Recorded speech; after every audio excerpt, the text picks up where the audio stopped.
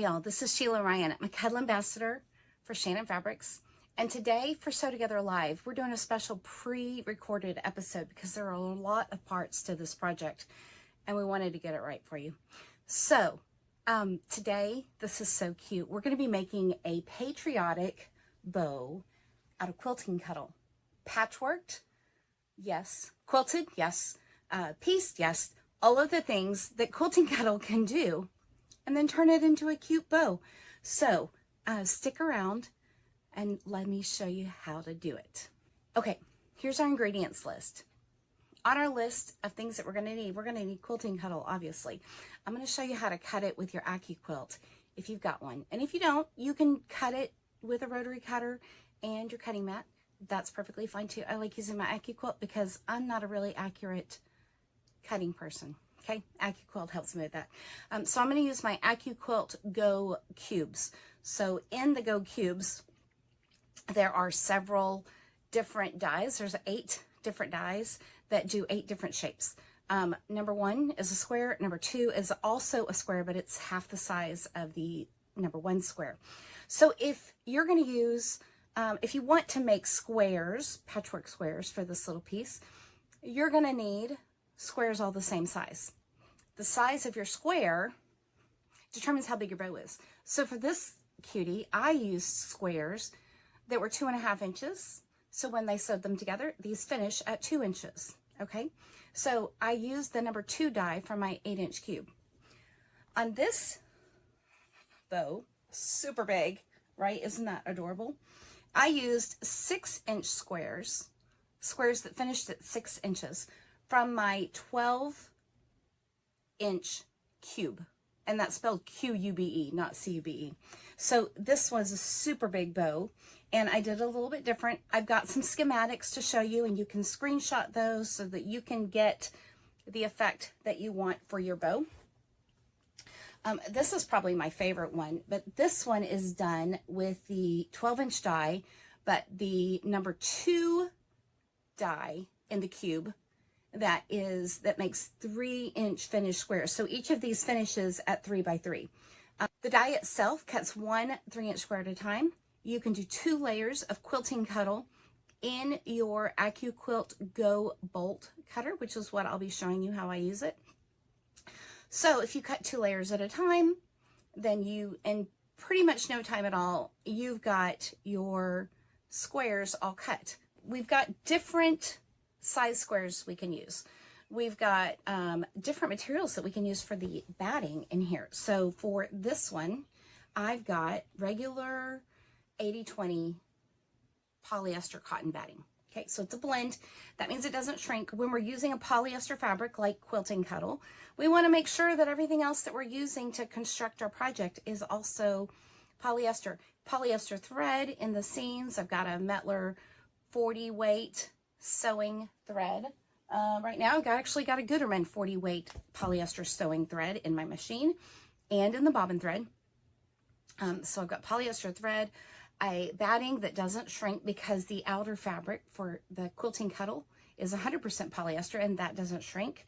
And so my batting also needs to be a non-shrinking batting like the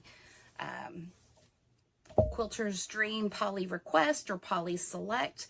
On this big bow, because it was so much bigger, I actually used a foam interfacing on it just to keep it in the shape while it's hanging, because it's so big.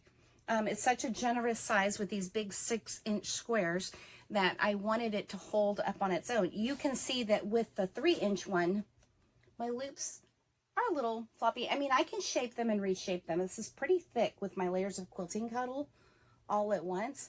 But if I wanted this to stand up a little bit, I might need to consider how I interface it or stabilize it with the batting. On this little one right here, this little one, I used, again, those 2-inch squares. I did 3 rows of them for the loop and the tail. And I used a regular fusible fleece as my batting. Okay, so it's a little bit thicker than the quilt batting that I usually use. Not thicker, it's a little more dense. Okay, so it gives this bow a nice structure, and I can, manipulate it a little bit. I can kind of fluff out the bow loops. I can kind of twist the tails, just to get everything just like I like it. So I really liked this interfacing a lot. For the bow that we're going to be making today, I'm going to be using the polyester blend batting. It's an 80-20 blend, and that's going to be just perfect for the size of bow that we're making. So let me tell you about the fabrics that we're using. So we're using Quilting Cuddle, and Quilting Cuddle is a new fabric from Shannon Fabrics. Has all of the softness that you love from Cuddle fabric, okay? Quilting Cuddle, though, is a little bit different, and let me tell you why it's different. So Quilting Cuddle is a little bit thinner. Regular C3 Cuddle, the smooth Cuddle that everybody likes to use on the back of their quilts, has a 3mm pile. That means the fibers that stick out from the front, the fluffy stuff that feels nice and soft, they're 3mm long. Quilting Cuddle, the fibers are half of that. So they're 1.5mm long. I'm telling you all that because it really does affect how the cuddle sews together. And because those fibers are so much shorter, not any less soft and silky and smooth and wonderful, but they're shorter. So that means that we can do some things on the front of our quilts with Cuddle that we might have not necessarily been brave enough to try with regular Cuddle on the front. So this is considered, like, if this is my quilt, right, this is the front of it. And so I've done some patchworking with Quilting Cuddle. Now, Quilting Cuddle is also a little bit less stretchy than C3, and it still has a stretch because it's a knitted fabric, but it bounces back and it doesn't stay stretched out of shape. Very stable. It's considered a stable knit as far as knits go. So that makes it work really well for patchwork. Now there's some things that we've got to do. So we're going to consider the nap as we cut our pieces and we put everything together. I'll show you how to do that. But also when you get it all put together, it's just so soft. There's nothing like a quilt made out of Cuddle, and there's nothing at all better than a quilt made out of Quilting Cuddle on the front. You can put your regular C3 on the back, just like you always did, but your Cuddle on the front is so good. Now for this bow, I've got Cuddle, Quilting Cuddle on the front. This is from the Barely Basics collections. I've got the dots, I've got the gingham, I've got some solids, I've got some of the stripe that's called melange. Love the stripe. And then on the back, I've got a solid Quilting Cuddle. This color is called Cardinal. I just thought it went super well with my red, white, and blue bow. Okay, there's 3 pieces that we need to make. We need to make the loop part, the tail part, and the knot. We're going to walk you through all the steps and show you how to do this yourself. Do we have a pattern? No, we don't have a pattern. We have a guide. And so you're welcome to take screenshots of these slides so that you can get the bow that you want and lay it out how you want. My bow that we're going to be working on today has a grid of 3 rows down and a certain number of rows across. On the great big bow, this one I did 2 rows down. So these are 2 6-inch squares. They start at 6.5 inches, and by the time you sew them up, they're 6 inches finished, okay? So this one, I did not need as many squares across to get the length of the bow for the tails and the loops that I wanted. So I kind of wrote out just a little schematic for you guys to see so that you can pick what size bow you want. And this is just a guide. Of course, you can make your bow however you want it. You can make the top bigger with bigger squares. You could add more patches on your piece and then quilt it up and make it into your bow pieces. There are no rules, okay? There's not just one way to make a bow. Lots of ways to make a bow, and there's lots of ways to make the bow that you want. So let's get started, shall we? The first thing that we need to do is we need to cut some Quilting Cuddle so that we can piece it together and make the panels that are going to be our loops and our tails. Let's get started. First little folder from my 8-inch block mix and match cube, and I'm going to grab the number 2 square because it makes the 2.5-inch squares that I need to get my pieces cut out. I've already got a bunch cut out, but I need some more white ones, and so I'm going to go ahead and cut those out. Now, what you need to cut with is you need a cutter. you need the cube, and then you need a mat. So each cube comes with a mat or two, depending on the size of your cube.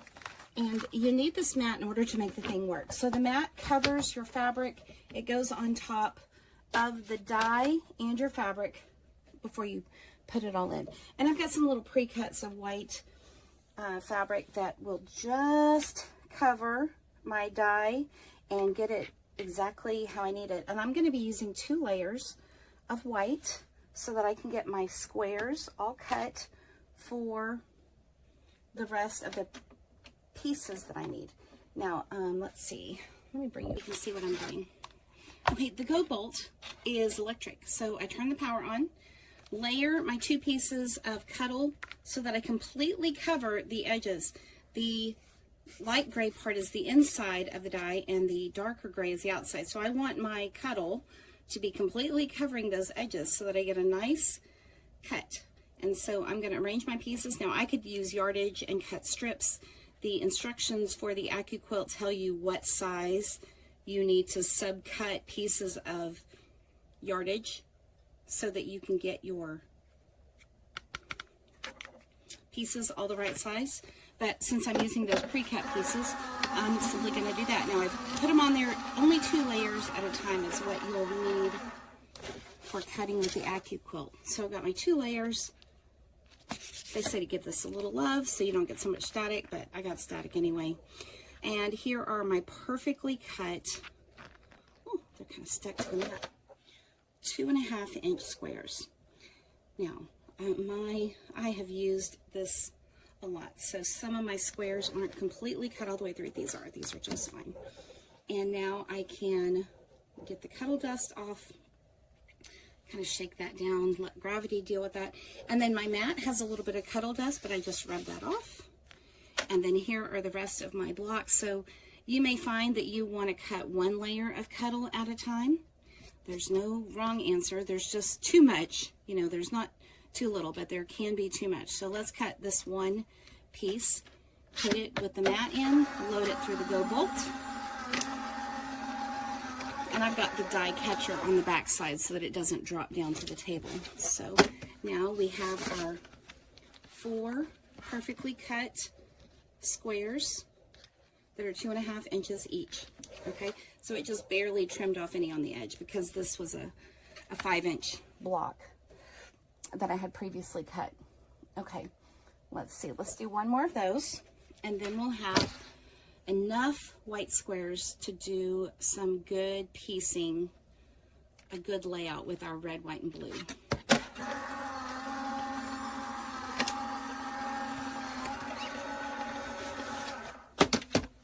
All right, so again, if you've got Cuddle dust in your mat, you can just rub it off. You can use a lint roller to get it out. And here are my blocks. The way that they're sticking down in there means it's time for me to pick out some of the fibers that get stuck down in the die as it passes through. So your cube and your cutting system comes with a little, looks kind of like a dentist pick. And what you do is you simply pick out any fibers that get stuck down in those crevices.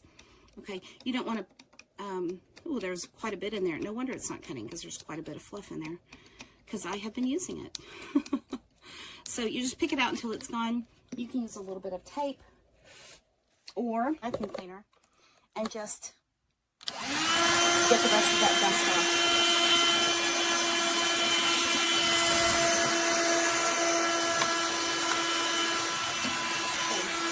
I use this quite a bit in my sewing room. Anyway, you can just pick this dust out, and this is, you know, something that you, if you're cutting Cuddle regularly with your AccuQuilt, then this is an activity really to kind of make sure you're doing regularly.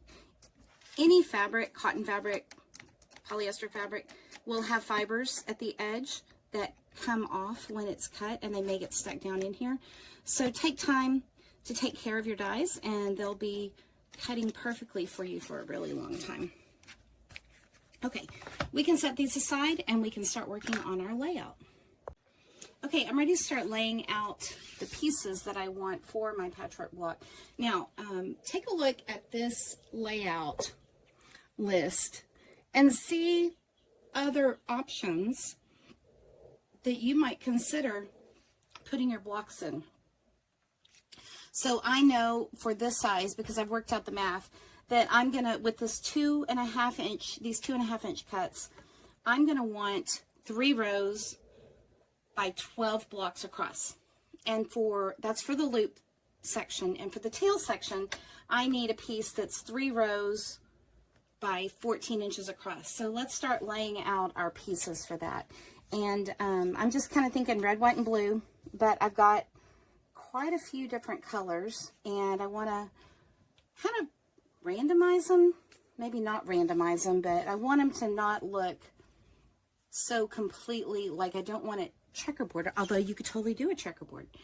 I want mine a little bit different than that, and so I guess this is kind of a pattern. It's just a little bit, maybe it is a little bit random. And so I'm simply putting my pieces in. Oops, that would be white. This one would be blue over here. And I'm going to lay it out, you know, my 3 inch by 18 inch grid. Okay, so I've got several different blues. I've got 2 different reds, and then my white solid. You could add a blue solid or a navy solid. There's no rules. It's whatever makes you happy. So these are all from the Barely Basics Quilting Cuddle line, and they're kind of blenders or solids. They just kind of go kind of with everything. And so I'm gonna just lay these out until I have an arrangement that I kind of like, and then we will mark the direction of the nap. So that probably is the most important thing, to know which way our naps are going. And nap is really important when we're working with Quilting Cuddle or any kind of cuddle, because the way the fibers are arranged assists you when you're sewing the pieces together. So I'm going to take care to get that nap organized in a certain way.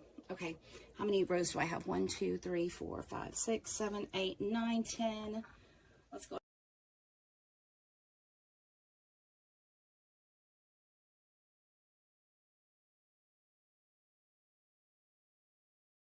If you want to use a design wall to put your pieces up on, you totally can. So the thing that I need to do now is I need to figure out which way the nap is going. And on these pieces, because they're squares, I can know, and the way I know, the way I cut them, the sides are all the same. So, because it's a square. Quilting Cuddle has a little bit of stretch, but it snaps back really well. So I know on these stripy ones, my stretch goes across from selvage edge to selvage edge. So the stripes run down the length of the fabric. So that actually helps me a little bit. So when I'm looking at the nap, what I'm looking for is a difference in color or texture as I pet it. So when I smooth it down like this, it's silky and soft. When I rub up like this, it's no less silky and soft, but it has a little bit of a rumply texture that you can kind of see in the light there. So that is the effect of rubbing the nap the wrong way. It's not really wrong, but what I want is I want all of my naps to be going the same way from the top down. And that way, when I sew these pieces together in rows, which is how I'm going to do it, the naps are not pushing against each other. Because we have a fabric that has a pile, these fibers can push against each other in ways that are unexpected. So I'm going to just make sure that I've gotten all of these going the same direction so that when I sew them together in their rows, they're not pushing against each other. So what I do is on the back side, I flip it over, and up at the top right-hand corner for me, I just make a little dot. Now I'm keeping all of my marks inside the seam allowance so that when I sew it, if I get a mark anywhere, if I'm using a darker marker, it won't bleed through or it won't show through.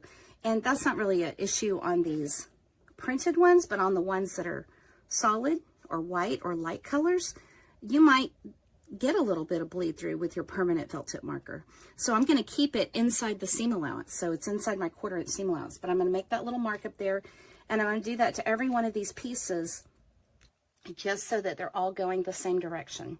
And then I'll stack up my rows. I'm going to label them, stack them up, and then sew them together at each edge all the way across so that I can do some quick sewing. Now, if you want to chain piece them, that's totally fine, but I want to keep them in this layout, so this helps my brain. So whichever way works for you is what you want to do.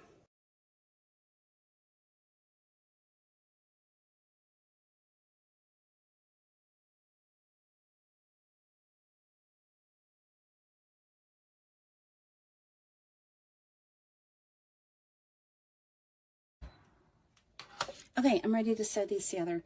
Now I've got, like I said, polyester thread in the bobbin and on my needle, and I'm simply going to start sewing my pieces together. Now remember, my layout was, I started at this end and I'm going to come this way with the Quilting Cuddle because we took care to notice the way our naps are going. When I put my blocks together and sew them together, I'm not worried about them stretching or being weird. Also, when I get my patchwork all the way together, my hand, when I rub it down the patchwork, it will feel smooth from one way to the other, and I won't have like a thing in my brain and I go, oh no, that's not right. So it really is worth the time for you to figure out which way your naps are going. And I can simply put my pieces together, and if I've made the markings so that I know which way my naps are going, then I can put my 1/4 inch seam, and I really don't need any pins or clips with the naps all going in this direction. Now, the one thing I need to do is put my 1/4 inch foot on and set up my machine for 1/4 inch seaming. So I'm going to grab my 1/4 inch foot and change to the stitch that uses my 1/4 inch foot.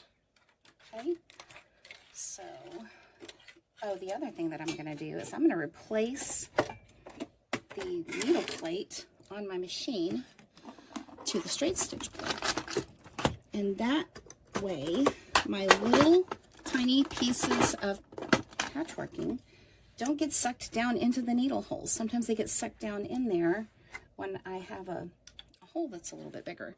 So while I'm here, I noticed that my bobbin thread is a little bit low, so let's go ahead and change the bobbin too. Get a fresh new bobbin.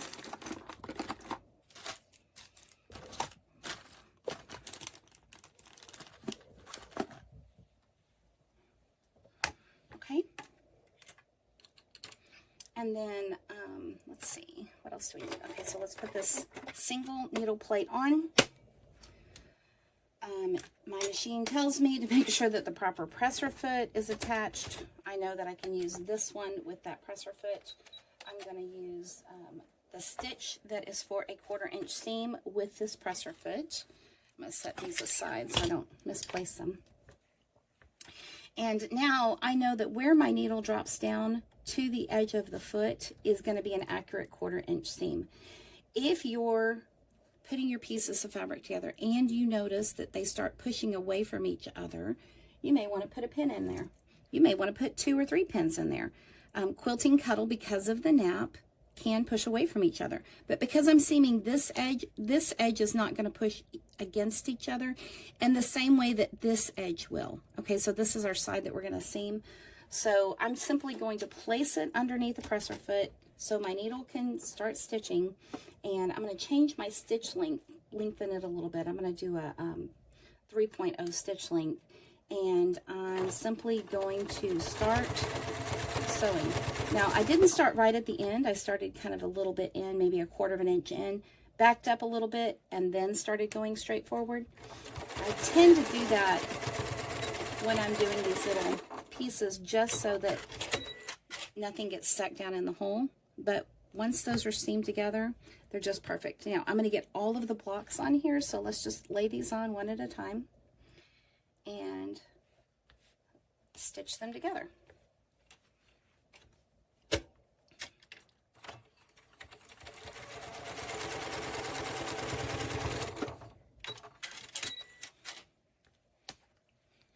And one of the things that I'm being careful not to do is I'm not stretching my fabric as it goes under the needle. Remember, I told you that Quilting Cuddle has a little bit of stretch.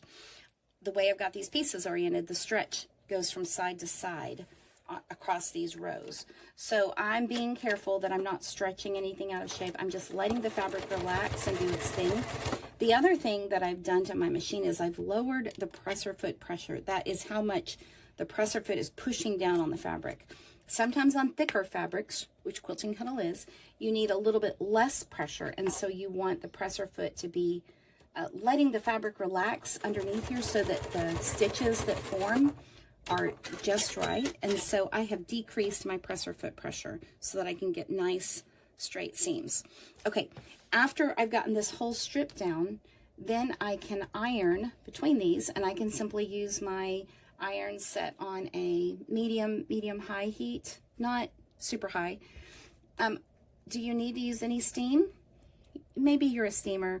I'm not really a steamer. I don't put water in my iron. If I need to use steam, then I'll spritz it with some water or some pressing spray. But with Quilting Cuddle, I have found that I don't need that, and it presses out just fine. So let me get the rest of this row built. Let me get all 3 rows built. We'll take all 3 rows and iron those all at the same time.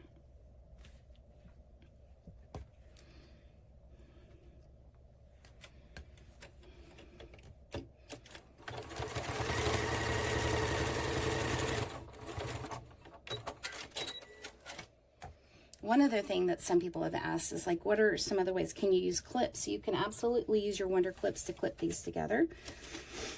If you find that as you're putting your pieces together that that you can't get a good seam, right? You can't get a good 1/4 inch seam, then maybe what's happening is that you haven't really taken care that your naps are going the same way, and this piece may be turned. So it may be rotated so that you've got these fibers pushing against those fibers. When we put our rows together, the fibers from this piece will be pushing against the fibers that are on this piece as we flip them right sides together. So we may need to use a lot of pins. Another thing that people have found that works really well is to use a glue stick and to put a little bit of glue in the seam allowance on the pieces of Quilting Cuddle, and then sew them together with that little bit of temporary basting glue. You don't want to use anything permanent unless you're the kind of person that presses your seams over to one side. I'm a press my seams open kind of gal, so however that works for you. So if I was using glue, then I'd need to pick the glue, pick my seams apart so that I could press them open.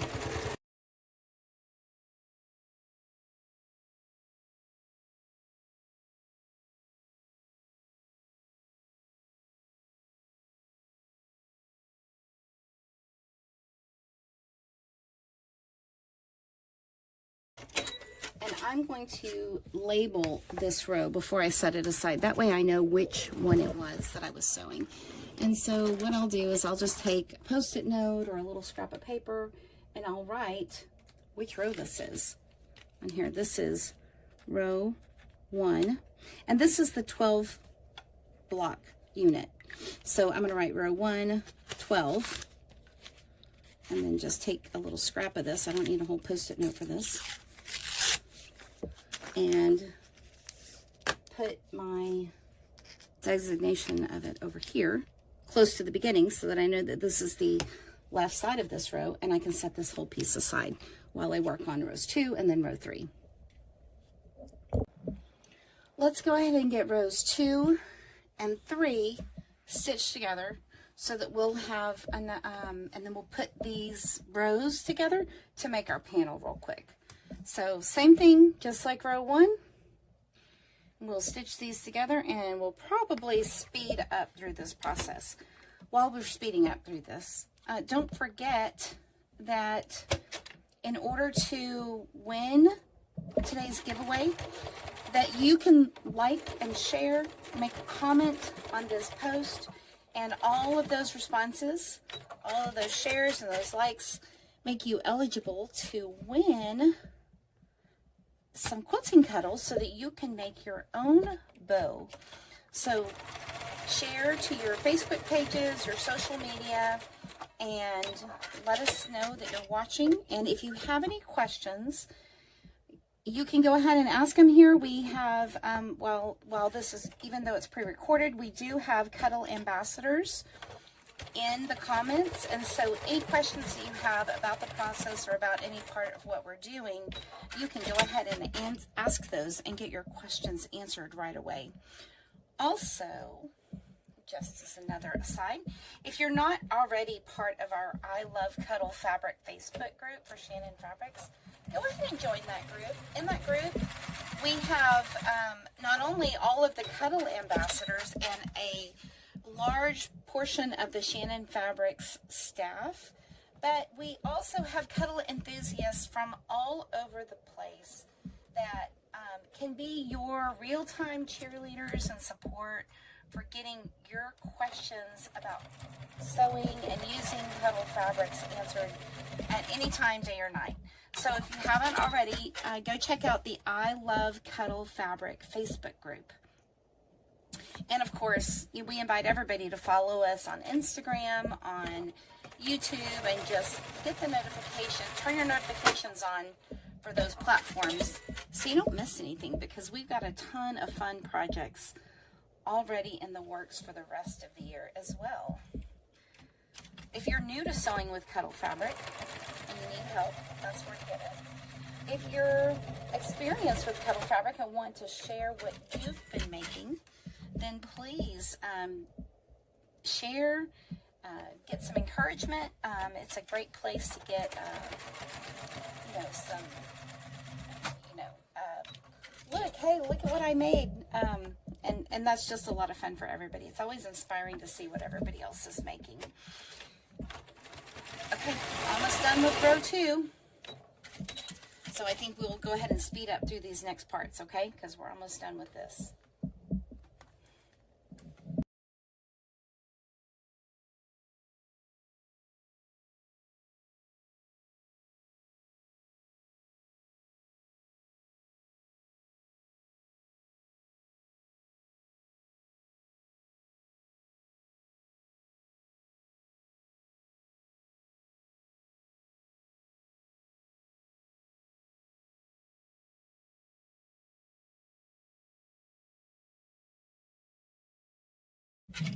Okay, and here's our third row.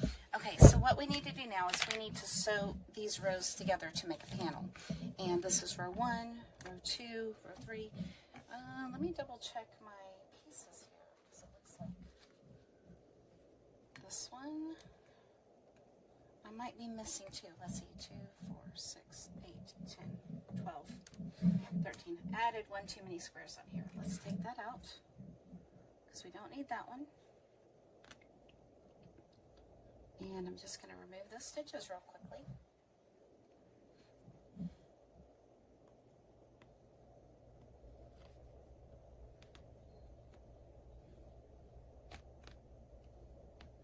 Okay, now we have rows of 12 squares piece. Now, I need to iron these so that they'll be flat. And you can see how stretchy this is because the width of all those stretchy pieces. And when I iron them flat, they're actually going to match up a little bit better. Right now, the fabric is, not pressed. So let's go ahead and press it. I'm going to keep these two guys out because I'll need them again in a minute.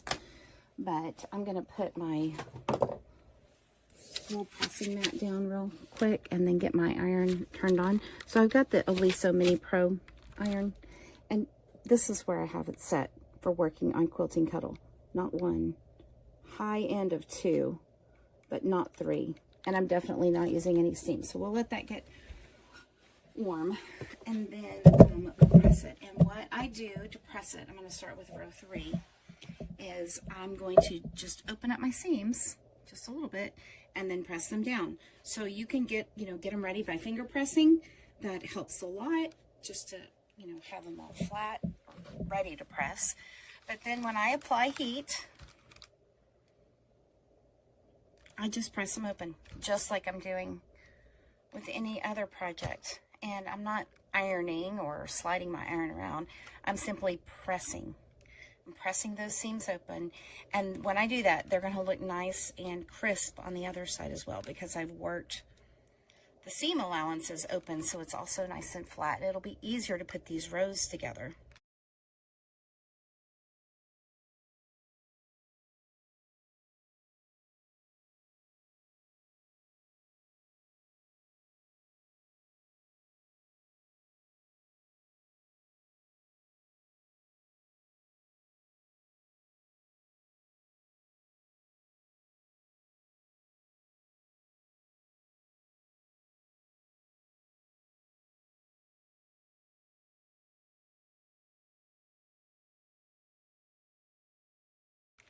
All right, and here are our 3 rows all pressed and very neat now. Okay, so what I need to do right now is I need to pin these together. I'm going to start with the bottom row. Let's see, hold on, it looks like I flipped them. Yep, I knew my pattern wasn't quite right there. Yeah. Okay, this is the way my naps are going correctly. Okay, so what I'm going to do is I'm going to take row 3 and I'm going to pin it up on row 2. Now, this nap, these naps all together this way because they're all going down, it was pretty easy to piece these together. I know from working with Quilting Cuddle that this nap going this way, when I put this whole row on top of this, these fabrics are going to push against each other a little bit differently. So I can't just put this under my needle and start stitching. In fact, what I can see already happening here is when I flip it, I can see that the fabric is just pushing against it anyway. Do you see how high it's sitting away from itself? It is not wanting to kind of nestle in there. Those fibers are pushing against each other. This happens all the time with fabrics that have a nap or a pile. And so in order to compensate for that, I'm going to put a pin in here. I want my intersections to match up really well, so I'm going to put my pin right here to get those seam allowances, you know, all tidy and together. Okay, and I'm kind of putting my pin diagonally just to hold it there.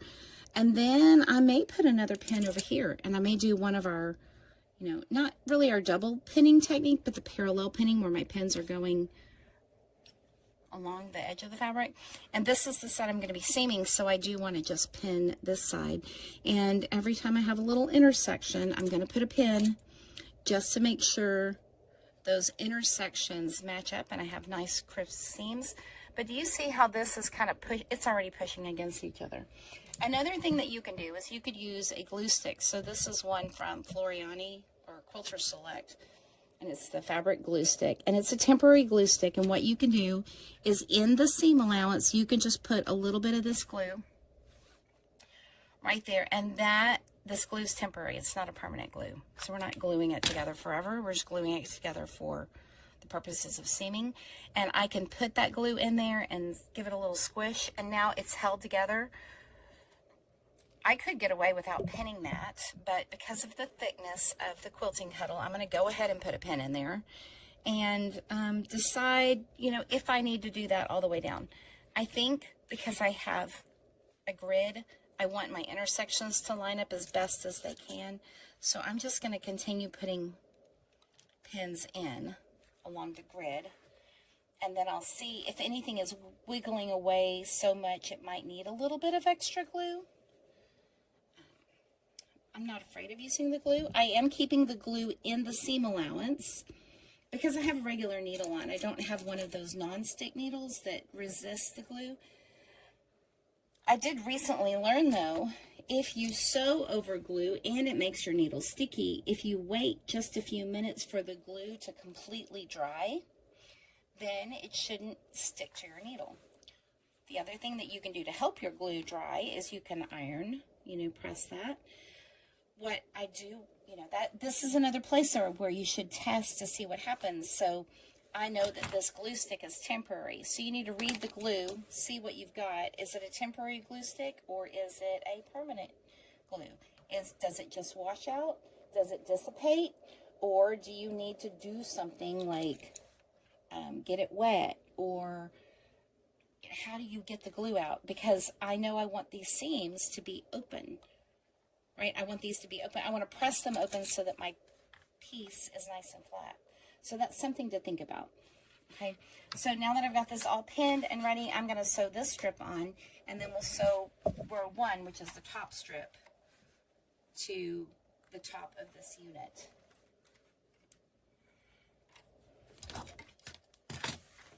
Okay, and I'm going to do this with the same 1/4 inch seam allowance. This is just like, you know, this is actually just a little bitty quilt. Okay, is essentially what we're doing right here. And I'm not going to zip through it. I'm going to make sure that my seams, the edge of my seam is right at the edge of my foot, so that I get a nice 1/4 inch seam allowance.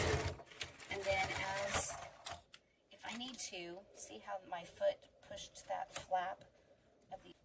Okay, so I'm pinning this row on top of the second row.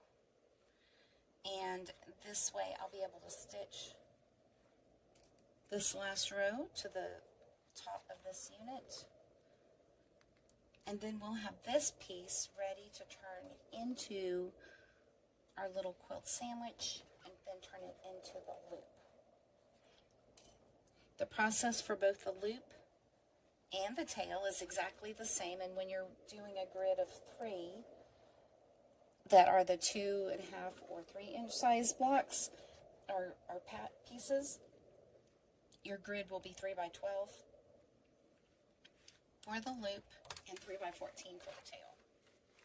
If you're doing the larger blocks that are 4, 5, or 6 inches, then perhaps, and this is just a guide, but you can make a panel that is 7 inches long, or 7 blocks long for the loops, and 8 blocks long for the tail. So a 2 by 7 for the loop and a 2 by 8 for the tail.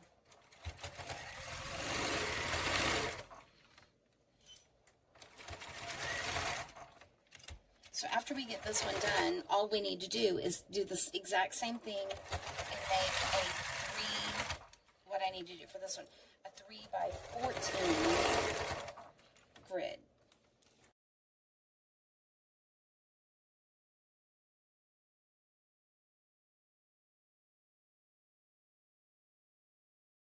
So here's our finished panel. Here's row 1.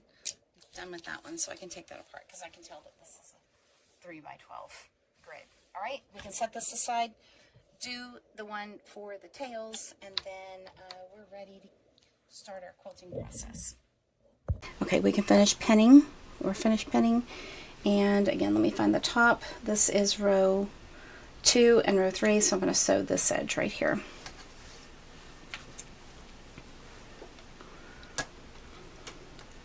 And again, getting this seam started, because this nap on this one's going this way and the nap on this one's going the other way, they are pushing against each other.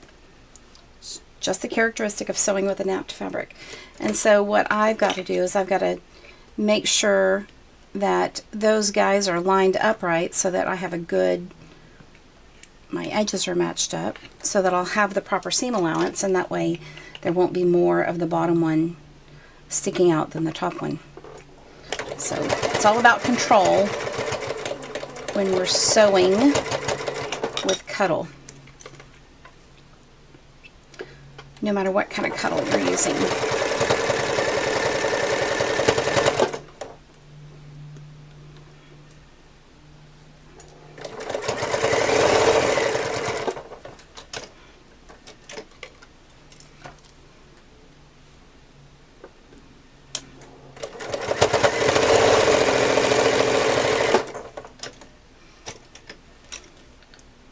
Again, so if my open seam allowance right there kind of flips open, I'm just going to reposition him, use my stiletto to help guide the fabric. That way I don't have my finger up under there, but I'm also not running over any pins.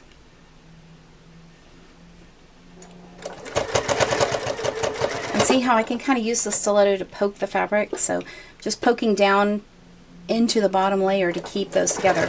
I'm using it like a pin, even though I'm not cutting through those layers.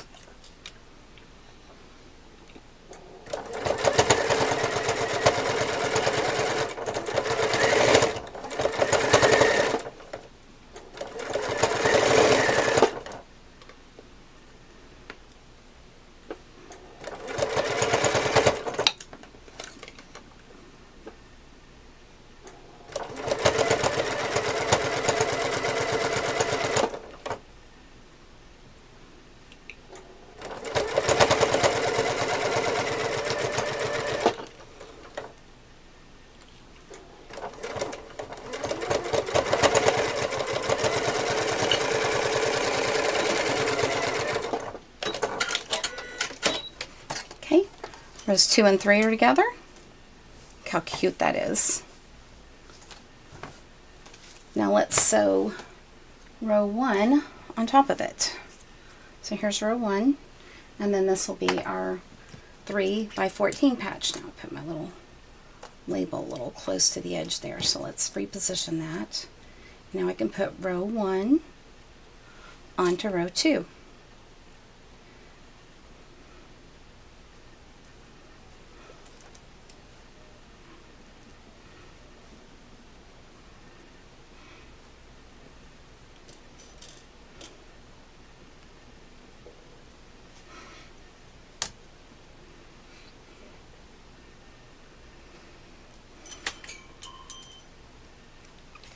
And some of you may ask why I didn't press my seams over one side or the other, and you absolutely can do that. I just prefer my seams to be open when I'm working with Quilting Cuddle, just for the feel.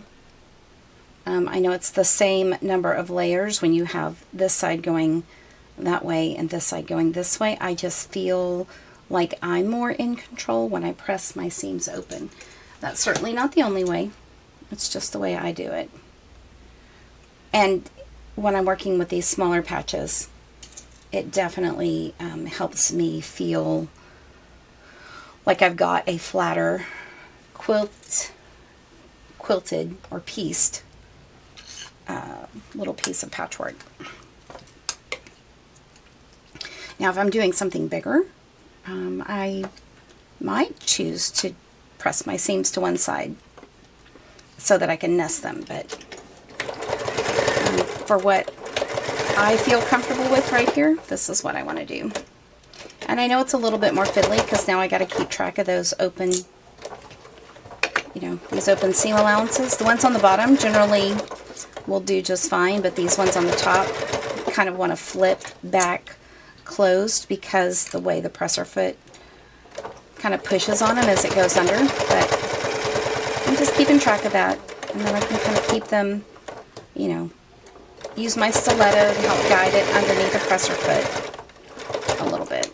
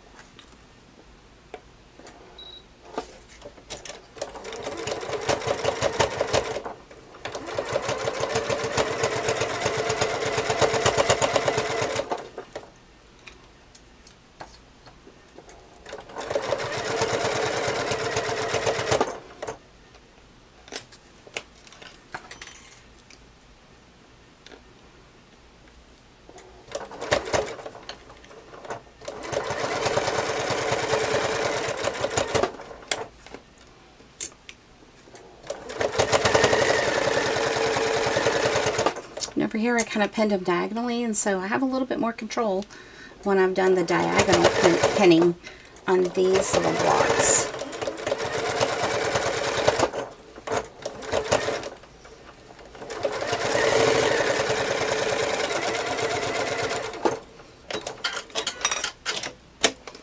Alright, and here's our 3 by 14 piece, and again I'll open its seam allowances as well. But now we have our 3 by 12 and our 3 by 14. So we're ready to layer this with our batting so that we can put some quilting in it. And on this one, I'm just going to do some real simple quilting because there's a lot of patches happening, but there are lots of different kinds of quilting that you can do. And let me show you a couple of examples.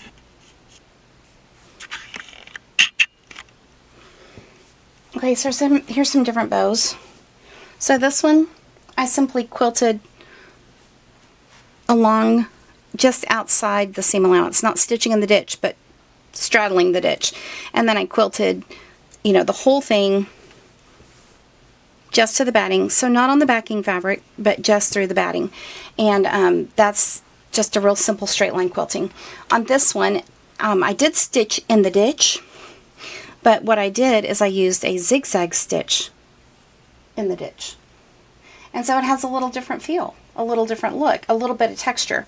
And I used a wide zigzag, like it's pretty wide. I want to say this one was about a 6x6 zigzag, but it gives it a little bit of cuteness. So this one had a sweet little Christmas style, and I thought that was just a little bit of cute texture with this one. This is the one I did with the big 6-inch squares, and I used soft and stable instead of batting, quilt, polyester quilt batting in it. And I used simply a serpentine stitch, and I went on either side of the seams of these big blocks on the edges like this, and then I did one line of serpentine stitching just down the length of the block, but it gave it a fun little texture. And this is super sweet too. So there's no wrong answer for how do I quilt it. On this one, I think I'm going to do diagonal lines across these blocks, but the first thing that I need to do is I need to get my batting, and let's cut some pieces that are just a little bit bigger than these patchwork panels. Okay, so I'm going to need 2 pieces just a little bit bigger than this, and I'm going to quilt through them. And I think what I am going to do is do the diagonal quilting just down across. Okay, I've got my batting right here, and this is just a regular poly cotton batting. And what I need to do is I need to put this fabric, this is our rose strip, and I need to place this on top of the batting. Now, I've got 505 spray, but I'm not going to spray the fabric directly, and I'm certainly not going to spray over here by my cutting mat. So behind me, I've got a spray station set up with a little box that I can put my batting on, and I'm going to spray my batting, and I'll do that over here. That way I don't get any spray on my sewing machine, or even on my sewing table, my mat, or I just don't want any of that spray anywhere. So I'm just spraying the batting, and I always spray the batting rather than the actual fabric. It just helps keep it smoother, and it prevents any of the spray from getting on the fabric. Now, I'm going to press from the middle. So I've got my batting all flat. I'm kind of taking from the middle of the piece and pressing it out. Okay, and I'm pressing down on the fabric so that it sticks to the batting. And I'm just making sure that everything is nice and flat. And now I'm ready to put my quilting in. So what I'm going to do is I'm going to switch back to my regular sewing foot and take off my 1/4 inch foot. And I'm going to quilt diagonal lines just through the top layer and the batting, not through the backing fabric. So here's my regular plate, and we will pop that on and do, let's see, there we go, it doesn't want to pop. Okay, we'll take this foot plate off, put this plate on, and then we'll be ready to start stitching. Okay, I've got my regular pressing foot on. You could also use your walking foot. I've got my stitch length at a little bit longer stitch length for top stitch quilting here, and I'm going to simply stitch from corner to corner, kind of like a dot to dot. So from this corner to this corner, all the way across these lines. I'm actually going to start in the middle though, because I kind of want to spread my quilting from the middle out, because I'm using Cuddle stretch fabric. Start in the middle, push any excess out to the edges. So anywhere in the middle is fine to start. The other thing that I'm going to do is I'm starting off of the fabric, and I'm going to sew off of the fabric onto the batting so that my thread tails from starting and stopping will be off of the grid. Okay, so I'm simply going to put my stitching on. Again, my presser foot pressure is a little bit less. If this starts bunching up on me, then what I may need to do is put on my walking foot. But you'll get to know your machine and find out what you need to do to get the best result. going to simply and quickly put these quilting lines in.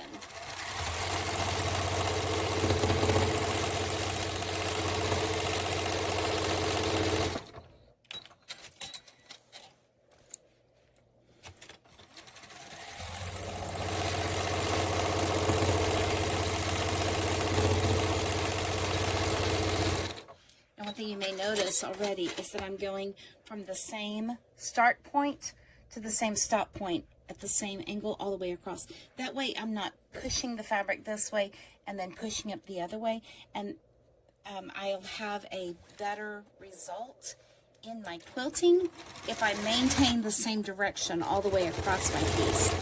I feel like, knowing me, knowing my machine, knowing the setup here, when I go down and then back up, my quilting lines don't tend to look as nice at the end, and so I'm just going to go the same direction every time.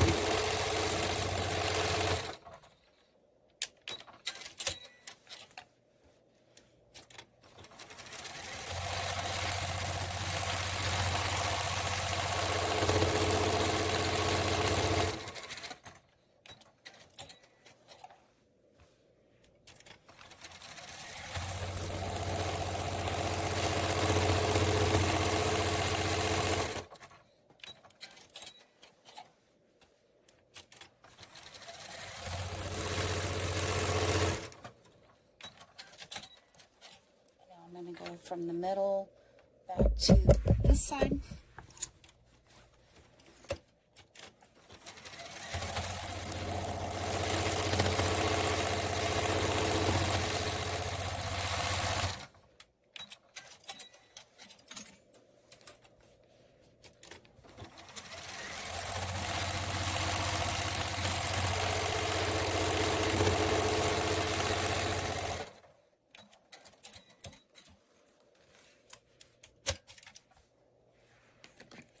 These pins out of the way.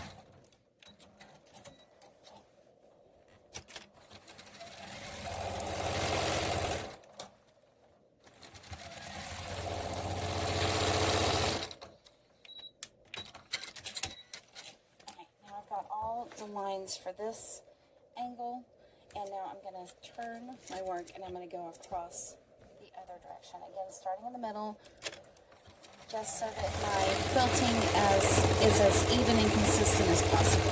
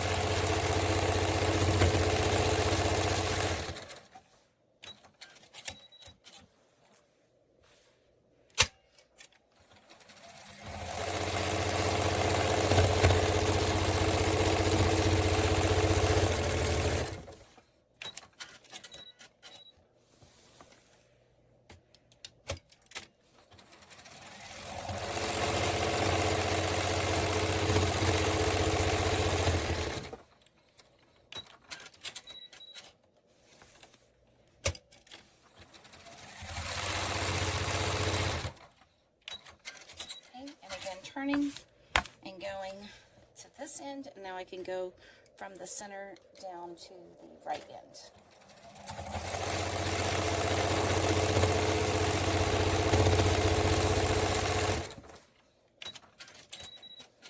You'll notice too, I did switch my thread from a red so that you can see the lines, but to a simple gray, a light gray thread for the quilting. You can't really see the stitch, the thread on top of the Quilting Cuddle, but you can see the effect of the quilting. So I just needed a neutral. Of course, I could have left it red. I wouldn't have really seen that it was red thread, so I just thought I'd switch it back to the standard gray thread that I use most of the time when working with any kind of cuddle fabric.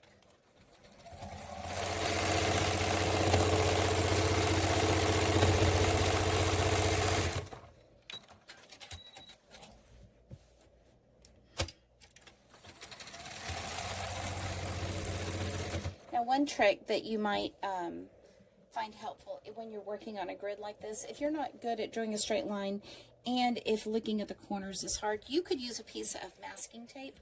I like painter's tape, which has a little bit less tack, and you could lay some lines of painter's tape across your fabric to help you have a straight line to follow. I wouldn't sew on the tape, I would just kind of use it as a temporary guideline.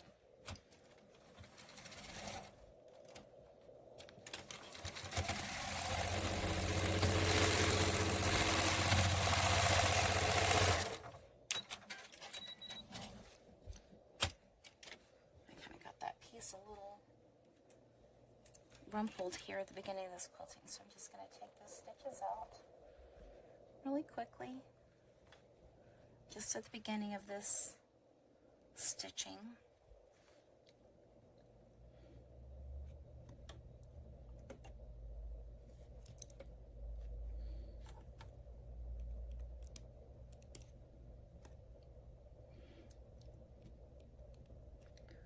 Just so that I have a nice corner right there.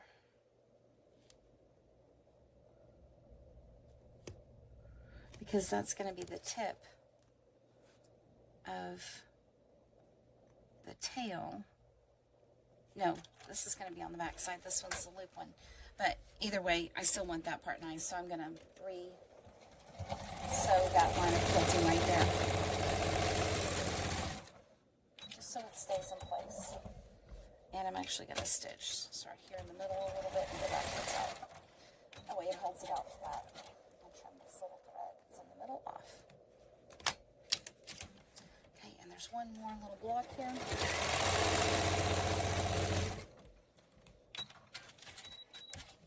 Okay, now that I have this piece quilted, I'm going to do the same thing so that I have two quilted pieces. Both the piece for my loop as well as the piece for my tail. Then I'm going to go get my fabric for the back side. Oh, I sewed through my label. Nice. Let's take that paper off. There's all kinds of things that happen in the sewing room. So I'm going to go get my backing fabric, and I'm going to get pieces for both the 3x12 piece as well as the 3x14 piece. That's the loop and the tail, and I'm going to apply them to the back of this. Now, before I sew it to the back, I'm going to trim off any extra batting. I could use my rotary cutter and use my ruler to trim this off, but I'm simply going to cut it off real quickly with my shears. And I'm not cutting off any of the cuddle, because remember, I used my IQ quilt to cut my squares, so those are pretty consistent and nice and even, so I don't want to accidentally take off more of the fabric than I need to. When I trim it up like this, because I started my stitching off of the grid, then I can generally get these thread tails trimmed off at the same time without having to go back and do lots of little thread trimming. So now those are out of the way as well. We'll just trim this along this long side, just go all the way around. Now when I'm putting my backing on, I'm going to be using a 1/4 inch seam. And for this piece, I'm going to sew all along the outside edges, leaving an opening so I can turn it. And with the tail pieces, I'm actually going to cut on here. I have a little line. I'm going to cut inside that line so that I have a nice pointy tail. I'm actually not going to cut all the way up to the edge. I'm going to cut a little bit down from the edge, about 1/2 inch, then make my V 1/2 inch from this edge. And that way my points at the end will be really nice when I'm sewing it to the other side of the fabric. Okay, here's my piece of Quilting Cuddle that I'm going to use for the back, and I'm going to put my quilted piece over it, right side down, and I'm simply going to put a few pins just to hold everything down. And now I'm going to stitch all the way around, leaving a little opening, probably around the center, top, or bottom, just somewhere where I can turn it right side out. So I don't need a great big opening. I've got about, I don't know, probably 3.5 inches here. But I'm just going to put a few pins to hold everything together as I stitch around. And I'm going to go all the way around here with a 1/4 inch seam allowance. So I'm actually going to start with a little bracket, an L bracket, just to give me a nice opening. Leaving my needle with the needle down, raising my presser foot so I can pivot and continue to sew straight.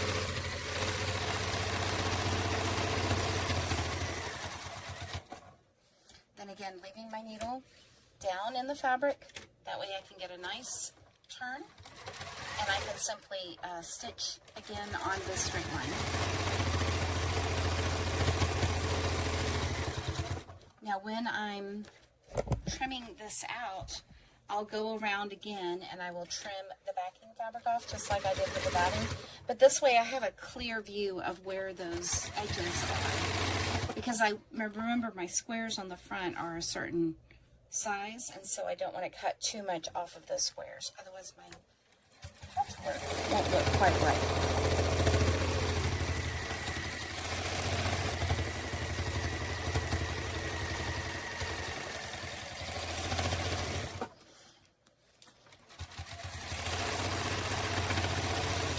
Another corner, start with my needle down, lift up the presser foot. The needle anchors the fabric so it doesn't get away from me, and I can continue sewing.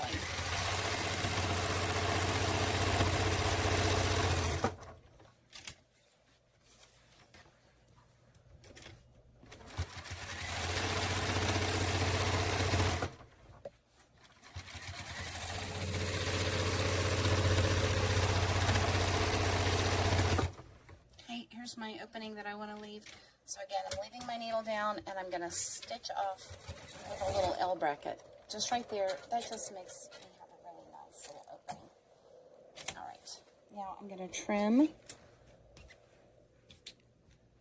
all around this, and then at the corners, I'm going to snip off the corners at an angle. Not snipping into the stitching, just right under the stitching, just to kind of eliminate a little bit of the bulk there at the corner. And then also, I think I'm going to grade the seams a little bit right there, closer to the corners, just to get some of that bulk away. I'll do that as I approach, enter, and exit those corner areas. It just helps the corner be a little bit tidier when you treat it like that on the edges. Okay, and I can go ahead and trim my seams. I am gonna trim a little bit more of the bulk of the batting off, just because I want it to be nice and flat. I'm gonna be top stitching around this edge. Oops, I didn't catch the batting. I'm not trimming it on. I am gonna be top stitching once I turn it right side out. So if I can get a lot of this bulk out of that seam allowance, when I turn it, I'll have a lot easier time doing my top stitching on the right side. So I'm coming up to the corner. I've got it trimmed real close. Cut out the corner. I could be a little bit more careful if I wasn't doing this on camera, but I'm working with my arm around the camera, so it's a little awkward. And then again, trimming off this side seam.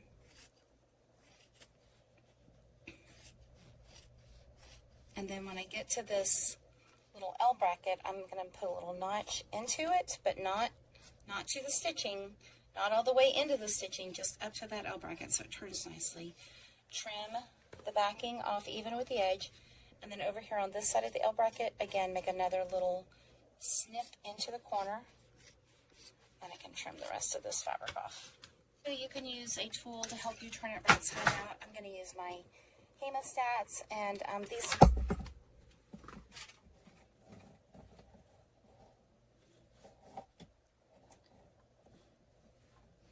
I'm going to use my hemostats, and these are a locking pair of scissors, not really scissors, they're grabbers. This has a groove on it, and then these lock right here, so I can go in, grab what I need to grab, and then lock it closed, and then that'll help me pull it right side out. So I'm going to go in with them open, grab one of these opposite edges here, and then lock them closed, and then I'll use the loops on the fingers to help me turn it right side out. So I've grabbed the corner, see my corner's caught in there, and now I'm going to lock them. So now they're locked on there, and I can use the loops to gently pull the fabric right side out. Okay, these are a great tool. It really helps if you have issues, you know, with arthritis, or, you know, if just your hands hurt from sewing a lot. Using a tool to help is a really handy idea. And then I'm just going to get the rest of this turned out. If you need to, you could use the hemostats on this side as well. Okay, I see one part where I trimmed too closely, so let me go back and stitch that up really quickly.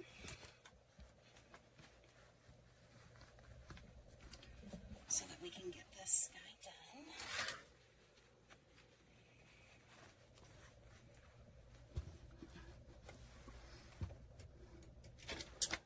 What I should have done is I should have checked both sides after I got it stitched, and I did not check it right there. So I'm going to give it a little back stitch just to make sure.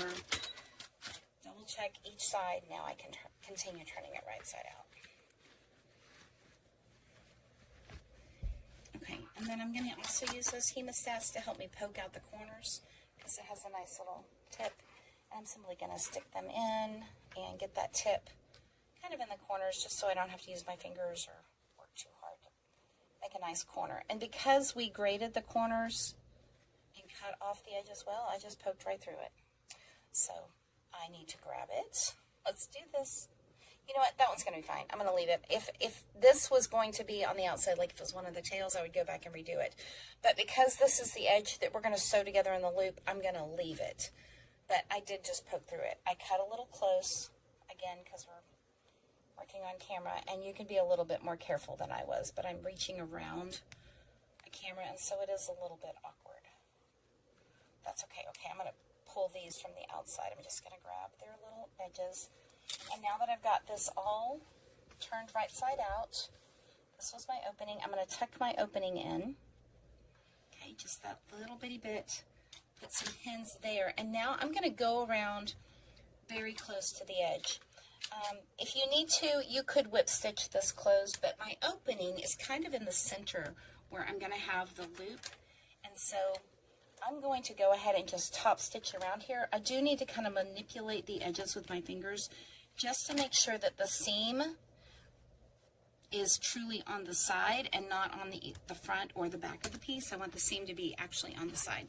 So I may need to roll it with my fingers to keep it on the side all the way around. I can feel that there's not a lot of bulk, so this should be pretty simple to stitch. And I'm going to start at the place where we have our opening. And again, I'm going to double check that those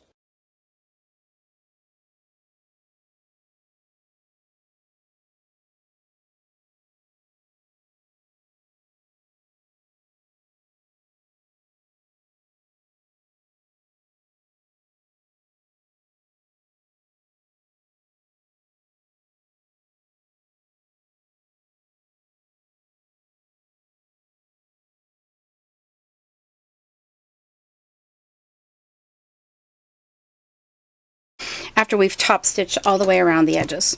And so now I've got this lovely little patchwork strip, totally finished, no raw edges, and I'm going to simply butt the ends of it together and zigzag across these. You could do this really by hand really quickly. I'm going to let my machine do the work, and I'm going to do a zigzag. I'm going to shorten the stitch so that my zigzags up at the top and the bottom are kind of close together, but then they're going to be more open as they go down. So I need a pretty wide zigzag, so at least a 5.0 zigzag. I'm actually going to do a 6.0 on my machine. And I'm going to start it at a 3mm here, but then, so it'll be closer, the zigzags will be closer together up here. I'll back stitch just a bit, and then I'll go down with a 6mm zigzag, and then end here with another 3mm zigzag. Okay, so let's just, I'm making sure that as my needle swings from left to right, it's catching one side of the fabric, and then catching the other side as well. Back stitching a little bit. And then I'm going to go down the edge. Let's lengthen our stitch because we don't need a whole lot of stitches. We just need those to kind of stay together. And again, this is all going to be under the knot, so right now it doesn't really matter if you can see the stitches at all. Again, I'm at the end, so let's shorten our stitch length and then back up a little bit. That just gives it a little bit of extra strength at the start and stop. Okay. See how that looks? More stitches, more stitches. All right, now our loop is done. Our loop has been looped. Okay, so what we'll do is this will be the top part of our bow. These will be the loops, and we will scrunch this in a cute little way, and there is the top of our bow. Isn't that cute? So we're going to set this guy aside, and we're going to work on the tail. Okay, so our tail needs to be quilted just like we quilted the top piece. And again, I need to put a little bit of 505 spray on the batting only, and then I can place my piece of fabric that's patchworked on top of the batting.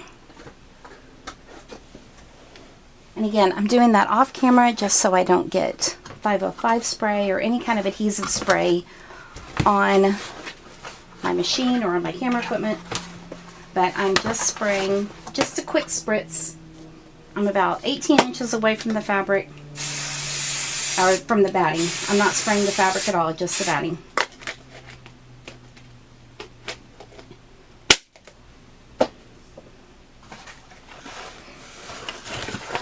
I suppose I don't need the box over here. Here's my batting that's been sprayed. Here's my strip, my 14x3 strip. And I'm going to go from the center out, just flattening it down, making sure I've got enough batting at the end. Okay. And then I'm just smoothing it down as I go. Now 505 is pressure sensitive, so the more I push, the more stuck it is. So that's very nice, actually. And I didn't put enough batting. I didn't put enough spray down here because I thought I didn't need as much. Let's put a little bit more on the end of our batting over here.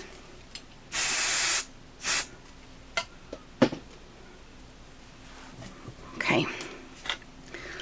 All right. Now I can smooth the rest of our patchwork on. You may notice that I'm sewing barefoot. I am a barefoot sewer. Who else is a barefoot sewer? That's probably a lot more of us that are barefoot sewers than not. All right, now I need to put my quilting in. And so what I'm going to do is go back to a straight stitch. Got a lengthened stitch length, so was it 3.7 or 3.8? I'm not sure. We're going to do this one at 4. And again, I'm just going to put diagonal lines across this. And I'm going to start kind of from the middle, go out, go all the way from the inside out, and then do the other side same way. Let's move these guys out of the way.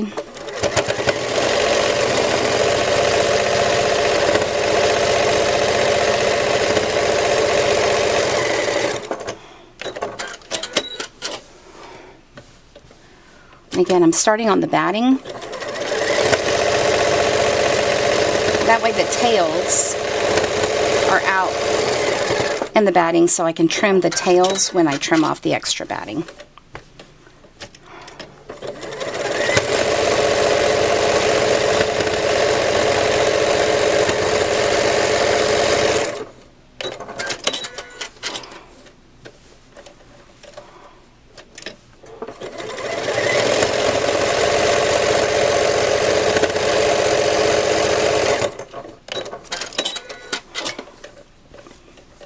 Now right here at the end,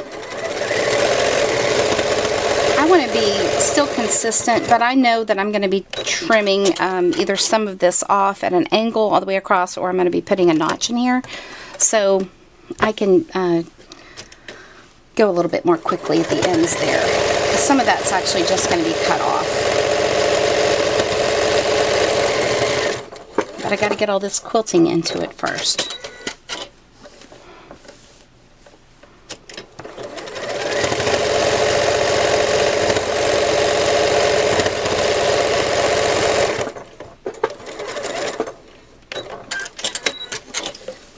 And again, I'm just doing dot to dot. I'm going from one corner to the next, driving into the toe right there in between the edges of my presser foot.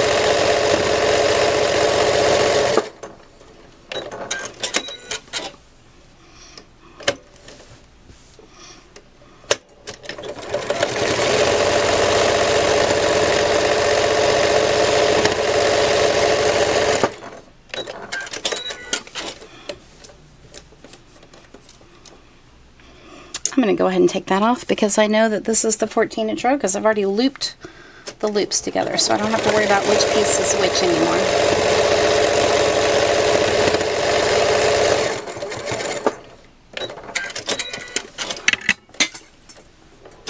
I am knocking things off.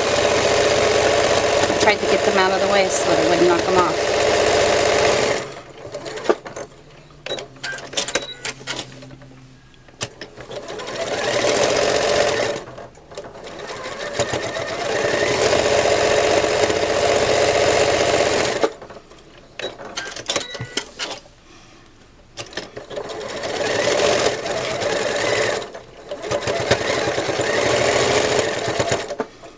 There's our lines going one way.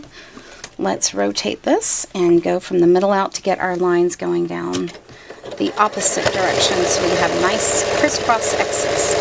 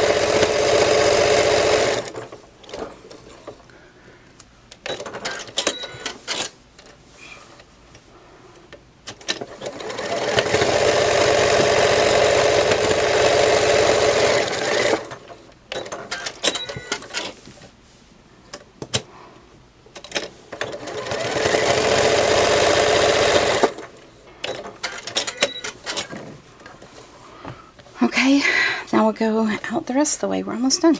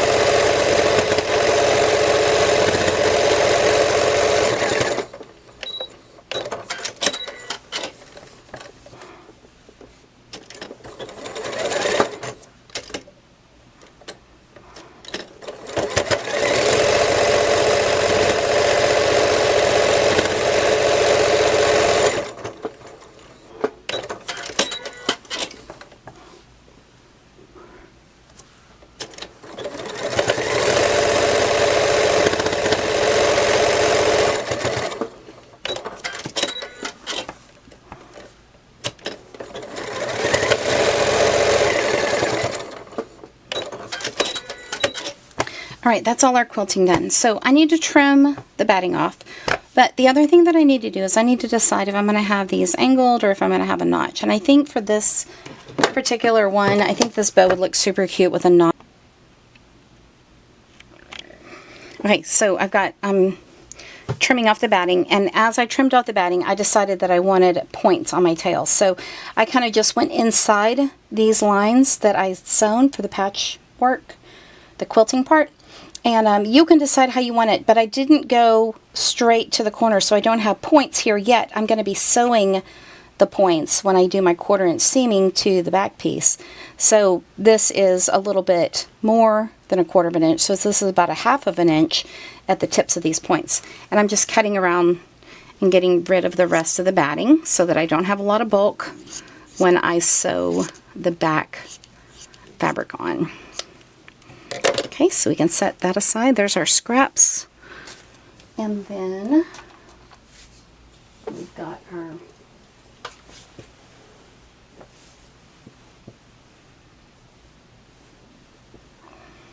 back piece. This is not it. This is a different piece of fabric. I think that was the center of our bow. Let's see where we put the backing fabric.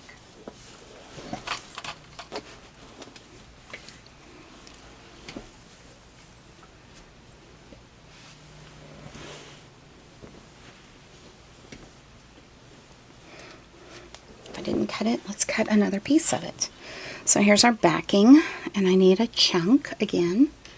If I didn't already cut it, I thought I did, but I didn't. So let's cut another piece. And again, it just needs to be a little bit wider than our strip. Okay. Now our strip, I'm cutting the width of the fabric, so I'm cutting through 2 layers here. So I'm just going to rough cut it. Just quickly, just to get the fabric I need for the back. Okay. And then I'm going to put these, I'm going to double check which way my nap is going. So this is the top, nap is going top to bottom. Oh, you can see the tiger strapping really well when I do that. So now I'm going to put this way. So now my nap is going from top to bottom, and I'm going to lay this patchwork with the notches cut out. This is my tails piece. I'm going to lay this on this side, making sure that my tips of my points are not all the way at the edge of the fabric. They're a little bit in. And then I'm going to pin this down to the backing, and I'm going to sew the same way I did for the front, 1/4 of an inch all the way around, pivoting in my tail points and leaving an opening somewhere in the middle so I can turn it right side out. And again, that middle opening is going to be in the middle of the tails where they meet the bow and the knot, so I don't have to do a whole lot of thinking to get that stitched together right there. But I am going to pin really well so that as I'm sewing this together, none of it gets away from me. Okay, and I'm going to cut off the excess down here and set this piece aside. Okay, so now we're going to start, let's see, make sure everything's flat and nice, and I'm going to start in the middle. I'm going to kind of find the middle. Alright, so here's about our middle right here, and I'll start about 1.5 inches away from that intersection. How about right there?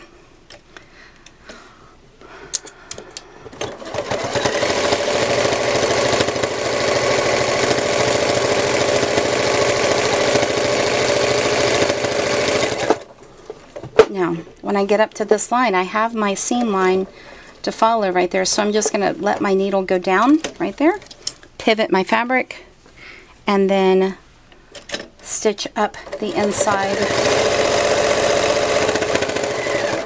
of that tail trimming. And then when I go to trim this backing fabric away, I'm going to clip into that point, and I'll have a beautiful a beautifully turned point. We can take this pin out because he has done his job. Thank you. And then again, at the end, I'm not all the way at the edge. I went up to that where I've got a 1/4 of an inch between where I stopped, and now I have a nice line, and I'm going to actually cut off a little bit more when I trim the backing fabric away so that I have a nice point on those tails. As nice as you can get with all these layers.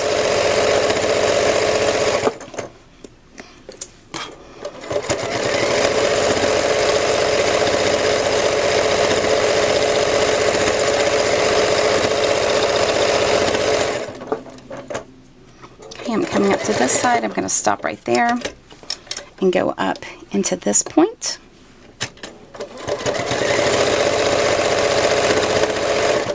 Stopping right at the middle, pivoting, going down to the point again, and then stopping a 1/4 of an inch away from the edge, and then finishing this seam up to where I have, you know, kind of marked where my opening is going to be.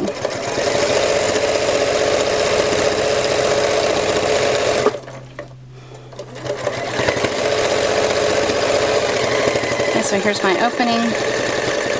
I go off, and then, you know, like I said before, you can start with a bracket and go off with a bracket. That's a really nice finish. I just didn't put one in when I started. Okay, I can take all my pins out, and let's get my scissors. There they are. And I'm going to cut these points off. So I'm not cutting into the stitching, but I am cutting the bulk out of there. And then in here, in this intersection, I'm going to go up to the seam allowance that I just stitched and then cut into it. Again, cutting across, trimming my backing fabric away just so there's not so much bulk in the seam. Now you can see that if you were using something like Soft and Stable, there would be a little bit more bulk in your seams, and so you may want to actually grade your seams by trimming off a lot of that batting, or the foam interfacing, if that's what you're using. But because we're just using polyester batting here, I don't have to trim a whole lot or grade the seams. I'm going to clip across that corner, go up into my notch, straight into that intersection. If you want to put a couple more snips right there to help it turn, that would be great. One is enough because Cuddle's a knit fabric, so it has a little bit of stretch to it, so we can take advantage of that. Again, cutting across my point, and then right here I am trimming off some of that edge just to make there less bulk into these pointed areas so that they are nice and pointy. Okay, we can get rid of some of that and then go all the way up, trimming all this. Again, you absolutely could do this with a rotary cutter.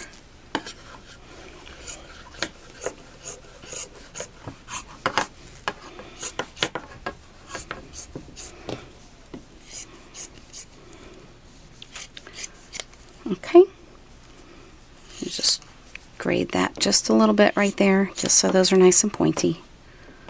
Okay, and we're done with all this. Say thank you to these pieces for doing their job for us, setting those aside. Okay, now we're ready to turn him right side out. This is so exciting. So if you need to, you can use something like an easy point and turner tool, or you can use some hemostats to pull these right side out. I left an opening big enough to put my fingers in, so that's working out well for me here.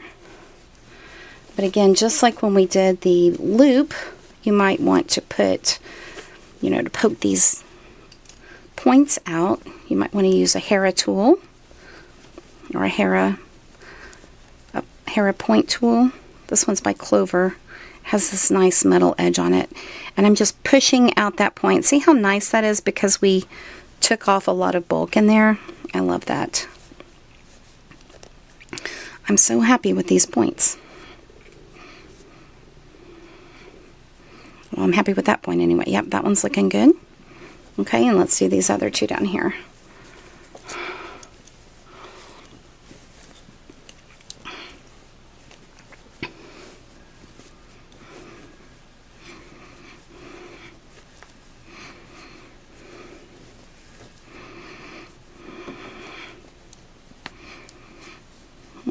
there he is. He's coming.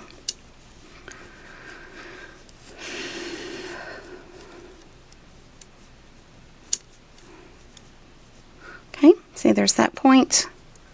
I've got some of those little threads to trim. That's okay. Let's get this next point out. And then our tail will be done and we can work on our knot. There we go. Let's see, let's give him a little bit more point because I know there's a little more point in there for you. Okay, there he is. A little bit better. All right. Here's our tail. Have some of that red cuddle dust. Okay. Now we're going to do the same thing that we did for the loop, and we're going to roll our edges. And we're going to roll our edges, and we're going to get them right on the edge so that we can top stitch around here. So this just means that I'm squeezing them and I'm manipulating them with my fingers so that the side edge seam allowance is on the edge. It's not rolled to the front and the patchwork's not rolled around to the back. I want the seam to actually be on the edge. Okay, so I'm manipulating that. I'm kind of creasing it with my fingers so that it behaves. Could I iron it? I absolutely could iron it. Do I need to? I don't think I need to right now. Now I'm going to put a little pin in my opening just to keep it close while I manipulate the seam allowance. So I'm going to go all the way around. See, because we notched our point right here, how crisp that intersection is, and I'm really, really happy with that. So if I had not notched it right there, then it would be pulling and it would have some weird gathers right there. And it's just not what I wanted for this bow. So that just helps ease a little bit of the fullness and the thickness. Okay, so I'm just doing the top stitching all the way around this piece. Pivoting at the intersections and at my points just to keep everything nice and flat. And I'm going to run out of thread, so I'm going to break thread right here at this point. Back stitching a little bit because that is it. That is all the thread we have on that spool. We're done. Set that aside and we'll get a new spool of thread.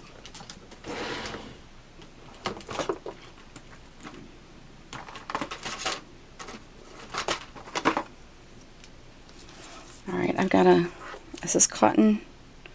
What's cotton? We don't want cotton, we want a polyester thread, so our cotton poly. So I've got a spool of Gutermann 100% polyester. Let's use that. And this one is red, which is great because our fabric's red. And I am threading with my presser foot up. That way my thread can get positioned properly in the tension discs.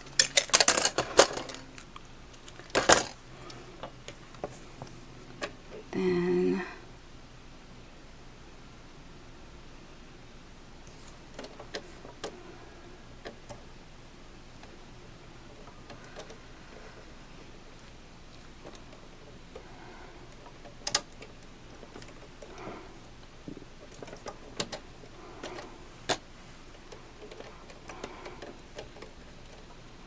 all right. We're threaded up, but I wound it around the foot, so that's not good. Let's get everything in the right place here. There we go.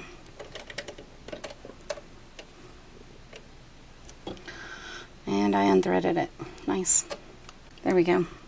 My needle threader on this machine doesn't work with a bigger needle. I need a smaller needle in for the needle threader to be properly working. And because I have a bigger needle, I just have to thread it manually. It's okay. Alright, let's keep going. We keep on sewing. I'm going to go ahead and trim that tail off.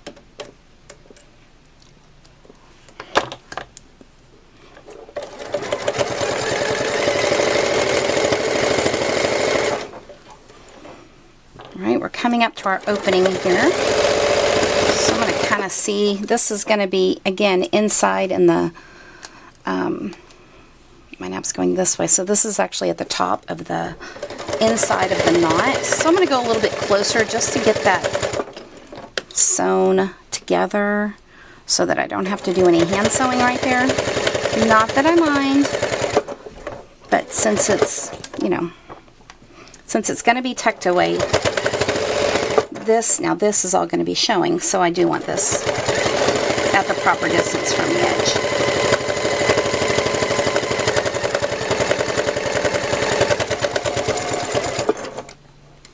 Okay, and then I'm just repositioning everything before I get up here and it sews it down. I just want to make sure that my seam allowance is on the edge, or my edge is actually at the edge. Then I'm going to go through this. So I'm going to use my stiletto to help me go through.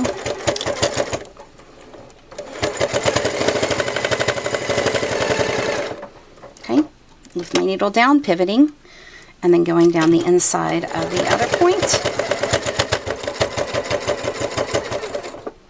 Okay, stopping with my needle down and coming up this side, and then, you know, just double checking that my edge is on the edge and using my stiletto to help me get started with that tiny little point. All right, there we go.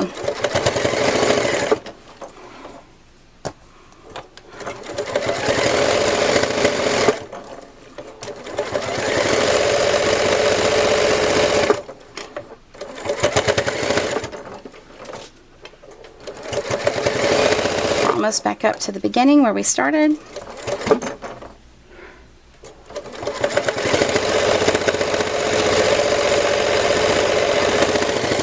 Back stitch just a bit and break thread.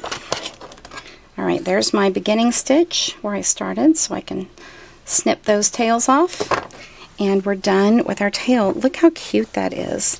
Let's get some of that red cuddle dust off, but that is just adorable, isn't it? Okay, so now what we can do is we can make our knot. So here's our tails. Which way does my map go? It goes this way. So this is our tail. It's going to get scrunched up like this underneath our loop, which is also going to get scrunched up. Okay. So again, this is with those 2.5 inch squares. So if you're doing 3 inch squares, it's going to be a little bit bigger. 4 inch squares, and so on. It just is bigger the bigger you get. So this is just a good size for doing it real quick. Okay, so let's put our knot together. So our knot is simply the size of your blocks. So my blocks are 2.5 inches. So I need a piece of fabric that is 2.5 inches. I want it at least twice that long, but I'm thinking maybe I need it a little bit longer. So I'm going to do 3 times as long as a block. So if my block here, if it's only this big and I'm trying to wrap it around all of this, that's actually not quite enough bow. So I'm actually going to do it a little bit longer. So maybe my knot is going to be this long by 2.5 inches wide. Okay, so I'm going to cut this bit. And again, on the schematic, on those slides that I had there, you could take a screenshot and you could adjust it how you want. I'm going to cut a little bit of the batting that I use so that this has a piece of batting in it, as wide as my little knot is going to be when it's seamed. So this is not more than that because I don't want a whole lot of bulk in it, because I do need to sew it. So I'm going to sew this right sides together, and I'm actually going to catch the batting in as well. And I'm just going to do a straight line all the way down here.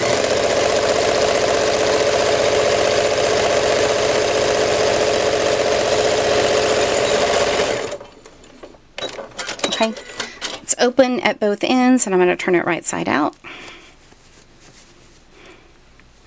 And now that my batting is caught in it, I can kind of arrange everything inside so that the seam is going to be on the edge, the batting is going to be nice and flat in here, and I'm going to top stitch down both sides. Okay, and also look, here's my nap. It's going to go this way, so I'm going to top stitch down both sides.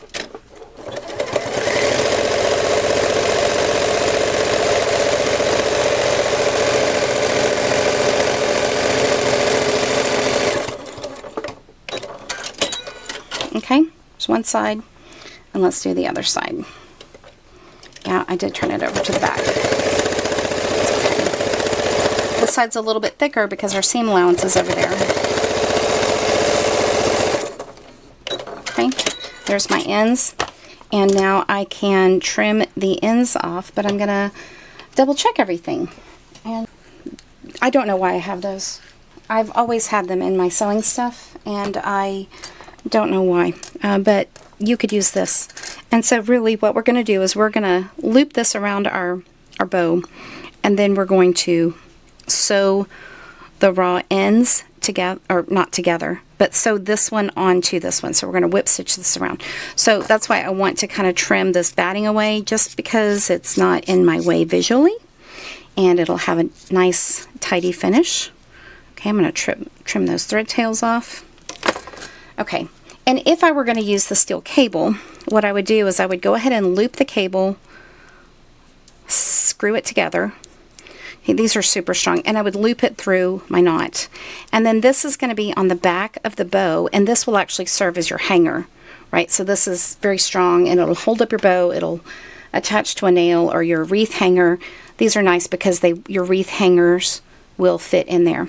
This one may not fit on your wreath hanger, so you might decide what another kind of circle or a zip tie would work. You could take your zip tie and make it, you know, about 2 or 3 inches around, secure it, and then loop your tail through it. But then let's go ahead and take our loops. So this is our zigzag seam, that's the back, that's the center of the back, and then our tail, remember we want our naps all going down, so our bow nap is going to go down, our tail nap is going to go down, everything's going down.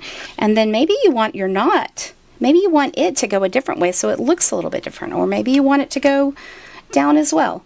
I'm going to put mine going down as well. So I'm going to kind of get all of this together. I'm going to scrunch my bow in a pleasing way, and I've scrunched my tails. You can have your tails kind of offset like this so that one is a little bit shorter than the other. That's cute. Or you could have them equal. Okay. There's no wrong answer. It's your bow, however you want. But I am going to kind of fold it so that my backing is rolled around to the back. Okay, so kind of folded it like that, and the same thing with the bow. And in order to hold all these things together, I'm going to kind of, okay, so I've got this kind of scrunched up the way I like it, and I've simply got my knot. This is the back side of everything. I've got my knot wrapped around. The little steel cable is down at the bottom. I'm not worried about him right now. He's just out of the way, but he's still wrapped around the knot. And then I'm going to take the raw edge, and I'm going to pull this really tight, and then I'm going to roll one of those raw edges underneath and put some pins here and give myself the opportunity to sew it together. So I've got these pins holding everything in place, but before I start sewing this, I'm going to double check that I like the way this looks on the front, because I might need to squish my knot a little bit.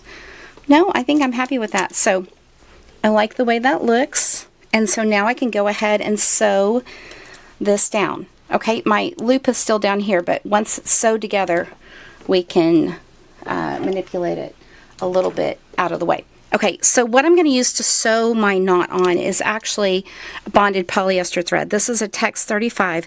It is a very strong upholstery thread, and I'm actually using a bigger needle. I'm using a what's called a milliner's needle, and it is a long, strong needle that you can use for quilting. It's pointy and sharp.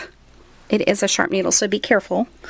You may want to use a thimble, but it is a long, strong needle, and I am getting my ends together and making a nice knot of the doubled upholstery thread.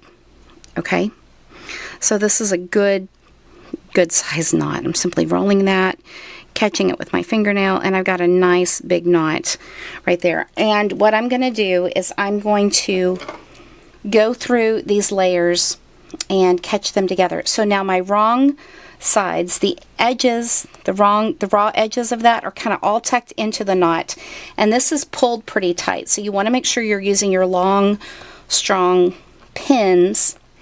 Like I said, you may need a clamp or something else to help hold all of this together, and you may want to use a thimble or pliers to help you with the needle going through. So this is on the back of the piece, but I still want to be tidy.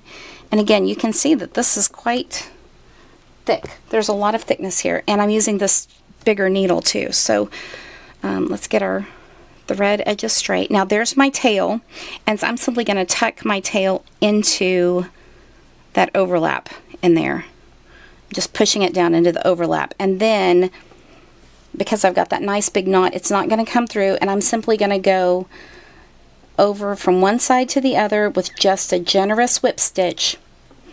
And even though this thread is a different color and I'm taking these bigger stitches than I would do, and I mean definitely bigger stitches than I would do if I was sewing together like a stuffed animal or a blanket, because I'm doing Cuddle, see how they just disappear?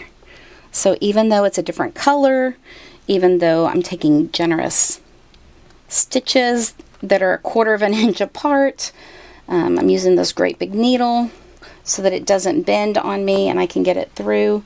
When I pull it, those stitches just disappear, and I can go ahead and take that needle out because that is secure at this side, and I can start working down here. So again, using, you know, keeping this end together over here.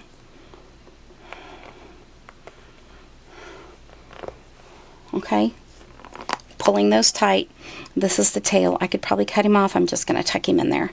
He's on the back, so I'm not worried about it. It's truly on the back of this piece.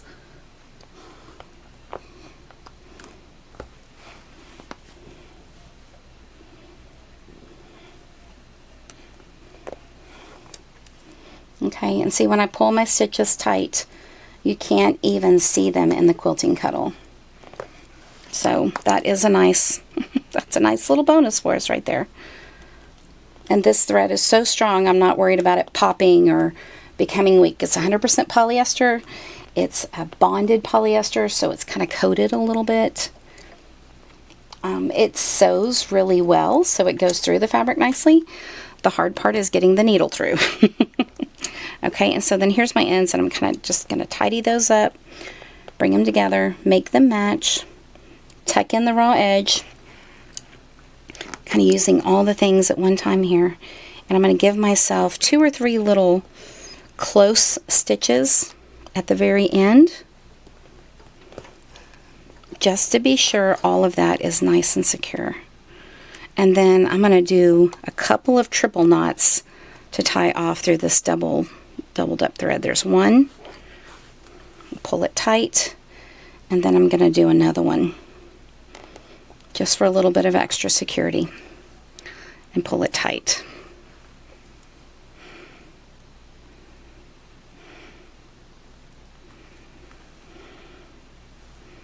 Let's see. Oops, pulled it a little too tight. Okay, here we go. All right.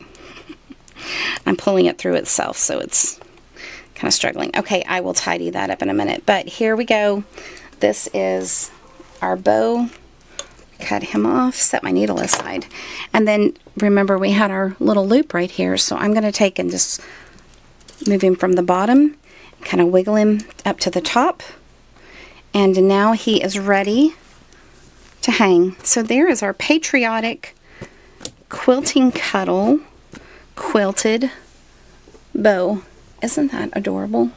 Okay, we'll get some cute pictures of him so that you can see him all styled up. I think he's going to go on my front door wreath for the holidays, for Memorial Day, 4th of July. He's adorable, isn't he? Okay, let me know if you have any questions. Thanks for watching this Sew Together live for our Quilted Cuddle Patriotic Bow, and I hope that you find some Quilting Cuddle at your local fabric shop, and you get brave to try a quilted bow for yourself. It's awesome out of Quilted Cuddle. This is so sturdy, so soft to the touch, and it's just wonderful. It'll be a darling project for you to use in your sewing room, on your front door, in your home decor, just about anywhere you need a little pop of patriotism this season.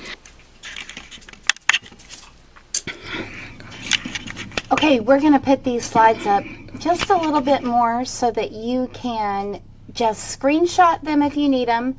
We'll have the materials list, the layout ideas for whether you're going to do a 2-color bow or a 3-color bow or a 4-color bow, whether you need small squares and you can do 3 rows or just 2 rows and with larger squares.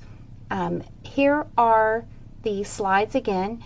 This is your cutting list as well. So again, whether you're doing the smaller size squares or the larger size squares, these are the sizes and the quantities of all of the squares that you'll need. Here is the amount of pieces of cut fabric that you'll need for each size as well. So again, this is kind of not, this is a choose your own adventure project. So look at the fabrics that you have. This is a great way to use those leftover pieces from quilts that you've already made out of Quilting Cuddle. We all have scraps, and this is just a fun way to use them. It doesn't take a whole lot of scraps at all. But of course, you could get really fun and extra and use great big squares and make a really nice size bow. Play with it, have fun, see what happens.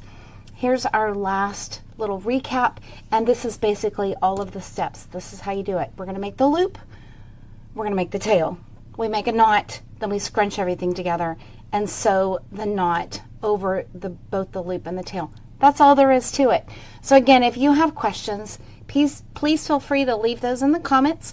Our Cuddle Ambassadors are standing by to answer all of your questions today, and we probably have some winners at this time. So the gals in the office are going to post our winners here on the video for us. And so thank you so much to those of you that engaged with us on this video, who liked it, who shared it with your social media posts.